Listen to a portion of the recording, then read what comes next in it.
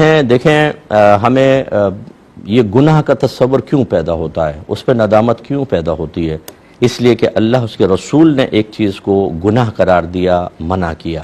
اس کا مطلب ہے ہم نے اس سلسلے میں اللہ رسول کی بات کو دل سے مانا کہ یہ غلط چیز تھی، خراب چیز تھی۔ اسی وجہ سے جب ہم کسی گناہ کا ارتکاب کرتے ہیں، خاص طور پہ کوئی شریف آدمی گناہ کا ارتکاب کرتا ہے، بہت گلٹ فیل کرتا ہے، ضمیر ملامت کرتا ہے۔ تو جب ایک چیز میں ہم نے اللہ رسول کی بات کو مان کر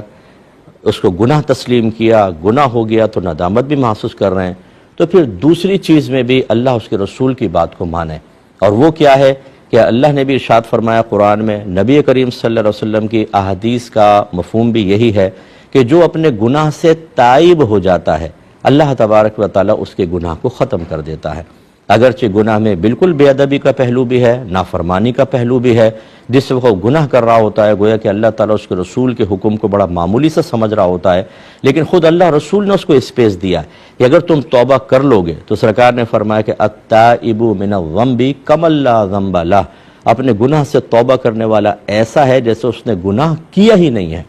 نبی کریم فرماتے ہیں جو خالص توبہ کرتا ہے تو اللہ تعالیٰ اس کے نام اعمال کو اس کے نام اعمال سے اس گناہ کو مٹوا دیتا ہے، جن فرشتوں نے لکھا یا جو اس پہ گواہ تھے ان کو بھلا دیتا ہے، جو جگہیں گواہ بن جاتی ہیں، مخلوق گواہ بنتی ہے، اللہ تعالیٰ انہیں بھی بھلا دیتا ہے، حتیٰ کہ وہ میدان محشر میں اللہ تعالیٰ کی بارگاہ میں اس حال میں آئے گا کہ اس کے اس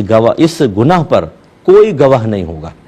تو بس یہی میرا جواب ہے، اور اس کو ذہن میں بٹھا لے تو یہ وسوسے دور ہو جائیں گے کہ جب گناہ کے سلسلے میں اللہ اس کے رسول کی تعلیمات کو قبول کر کے آج ہم ندامت اور شرمندگی محسوس کر رہے ہیں، تو توبہ کرنے کے بعد تمام بے ادبیاں اور یعنی وہ اس سے متعلق جو بے ادبی تھی، جو نافرمانی تھی، جو جرأت مندی تھی، دلیری تھی، وہ سب بھی اللہ تبارک و تعالی معاف فرما دیتا ہے۔ تو بالکل وعدہ خداوندی پر اعتماد رکھیں کہ آپ نے جو گناہ کیا اس کو اللہ نے مٹا دیا، تو یہ وسوسہ انشاءاللہ ختم ہو جائے گا۔